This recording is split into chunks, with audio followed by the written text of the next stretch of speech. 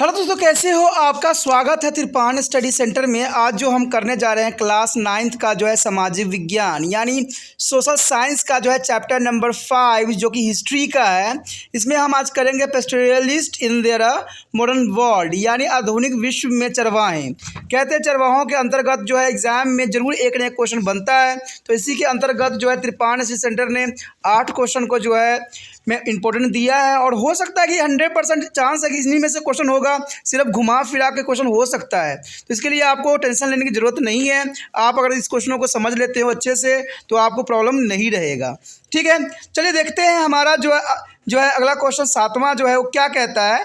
तो here are 7 question is the most important. Explain how the nomadic community have to move frequently from one place to another. What are the benefits of the involvement of this continued movement? There is a most important question for the NCERT book. There is explained by the nomadic communities have to move frequently from one place to another. And what is the benefit for the environment? There is a most important question here. The answer here, in winter when there is a snow on the mountain, there is the shortage of the fodder. In such a situation, the herdsman is go to the lower area of the Shivalik where is the plenty of fodder. Is here in the winter when to the snow on the mountain. And there is a shortage of the fodder. And in such a situation, the herdsman go to the lower area of the Shivalik and where is the plenty of the fodder. And then when to the summer began, the snow in the mountain melt and abundant to folded grow there. In such a situation, the sparrowheads go to about to the high mountain. The environment get a lot of benefit from this is a continued movement. The environment is a lot of benefit for a continued movement. When the sparrowheads leave a place, the grass get a chance to the grow again. There is a most important point. When the sparrowheads leave a place, the grass get a chance to grow again, and it is a help to the efficient use of pasture in a different area.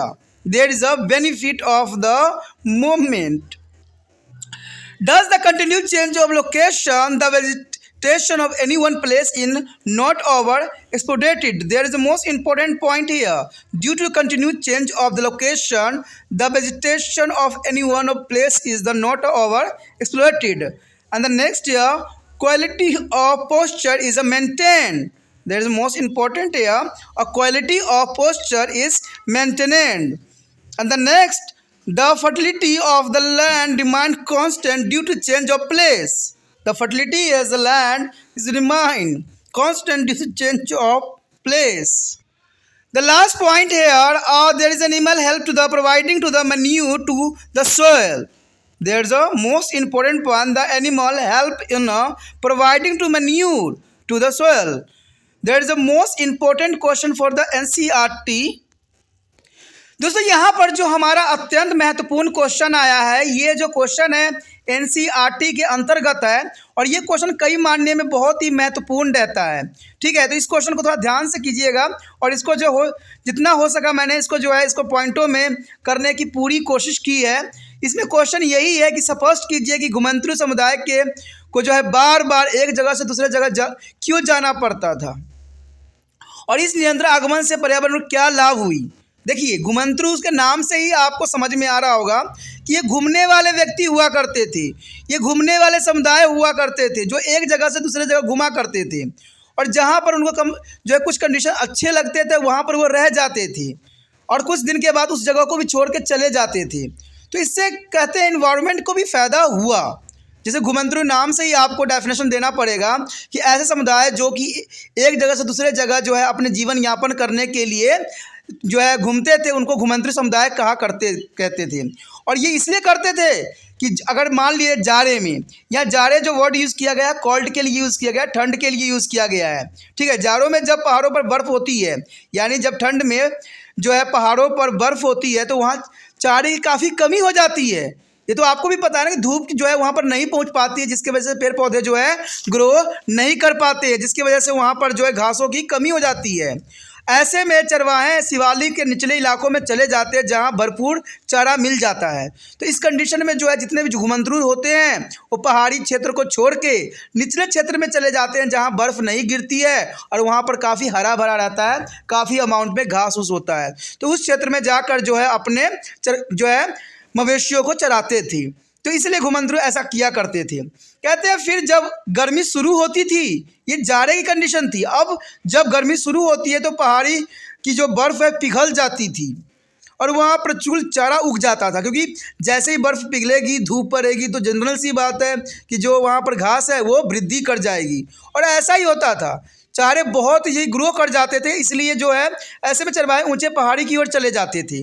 तो आप समझ गए होंगे ना घुमंतू समुदाय बार बार एक जगह से दूसरी जगह क्यों जाना पड़ता था। वो जो हमेशा जाते थे इसलिए क्योंकि उनको ये मांग थी समय की। कहते हैं जब पहाड़ों पर बर्फ़ ढकी रहती थी तो वहाँ उनके जो है मवेशियों को चराने के लिए कोई घास नहीं बचता था, इसलिए वो जो है निचले क्षेत्र में चले जाते थे। और दूसरी बात ये है कि जब गर्मी पड़ती थी तो बर्फ़ पिघल जाते थे, तो उनके जो घास हुआ वहाँ उस क्षेत्र के घास होते थे वो काफ़ी बढ़ जाते थे और उस क्षेत्र के लिए जो है उनके जो है जानवरों के लिए जो है घास जो है मुहैया हो जाती थी। इसलिए जो है ऐसा होता था कि बार बार वो एक जगह से दूसरी जगह जाया करते थे। अब ये आने जाने में जो है पर्यावरण को क्या लाभ होती थी, आखिर इनके जो है एक जगह से दूसरी जगह बार बार जाने आने से पर्यावरण की कुछ लाभ होती थी, उस लाभों को देखना भी आपके लिए ज़रूरी होगा। देखा जाए तो लाभ बहुत ही इम्पोर्टेंट रहेगा इसमें। कहते जब चरवाहे एक स्थान को छोड़कर चले जाते थे तो वहाँ घास को दोबारा पनपने का मौका मिल जाता था। मान लीजिए अगर पहाड़ी क्षेत्र को छोड़ के चले जाते थे निचले क्षेत्र में, तो वहाँ पर काफ़ी समय में जो है बर्फ़ पिघल जाता था और वहाँ पर धूप पड़ती थी, तो वहाँ के जो पेड़ पौधे थे बड़े हो जाते थे, क्योंकि कोई मवेशियाँ उनको खाते नहीं थे, तो ये काफ़ी जो है ग्रो करने का इनको मौका मिल जाता था। तो इससे पर्यावरण को काफ़ी जो है फ़ायदा पहुँचता था।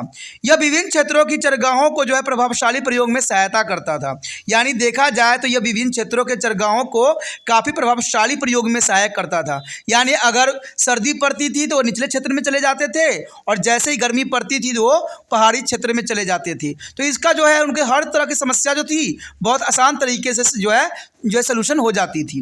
देखा जाए निरंतर स्थान परिवर्तन के कारण किसी एक स्थान की वनस्पति का अत्यधिक दोहन नहीं हो पाता था।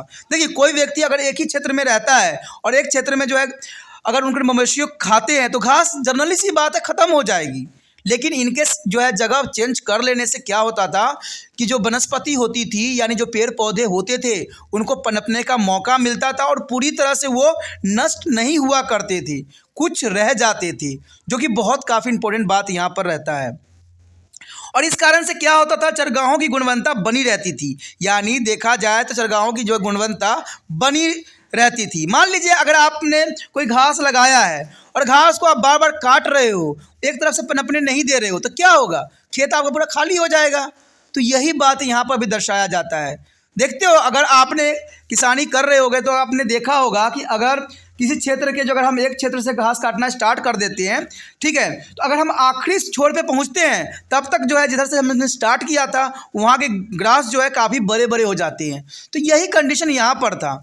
कुछ समय उनको मौका मिल जाता था वनस्पतियों को, पेड़ पौधों को ग्रोथ करने के लिए, क्योंकि वहाँ पर कोई मवेशियाँ नहीं जाते थे, कोई जीव जंतु नहीं जाता था और वो घास का जो है नुकसान नहीं पहुँचता था और इसके गुणवत्ता उनके बने रहते थे। कहते हैं लगातार स्थान परिवर्तन से भूमि की उर्वरकता बनी रहती थी। यानी भूमि जो थी काफ़ी उर्वरकता बनी रहती थी और इससे जो है क्योंकि एक ही खेत में आपको पता है बार बार कृषि करने से क्या होता है, उसकी जो है फर्टिलिटी की क्षमता जो होती है खो देते हैं। तभी तो आप देखते हो कि वहाँ पर जो है मैन्यूर वाले खाद जो होते हैं किसान बहुत अधिक मात्रा में देना पड़ता है उनको, ठीक है। कहते हैं किसान में भी ये सिस्टम होना चाहिए कि ज़मीन को जो है कुछ समय के लिए खाली छोड़ना चाहिए जिससे कि वो अपनी गुणवत्ता बना ले। लेकिन ऐसा आज आधुनिक युग इतनी भागम भाग है कि किसान छोड़ ही नहीं सकते कुछ समय के लिए खेतों को। तो ये काफ़ी जो है महत्वपूर्ण यहाँ पर पॉइंट था।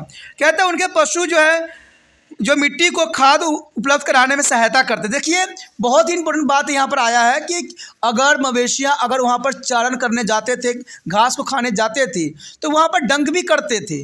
यानी उनके डंक जो होते थे एक मैन्यूर की तरह काम करता था, खाद के रूप में काम करता था, क्योंकि वहाँ पर डंक जो है अपने लैट्रिन करते थे और पूरे खेतों में फैलता था, काफ़ी मात्रा में वहाँ मवेशियाँ होती थी और इससे क्या होता था, उन जो पेड़ पौधों को खाद मिल जाती थी और खाद मिलने के कारण क्या होता था, वो बहुत ही आसानी से जो है ग्रोथ कर सकते थे।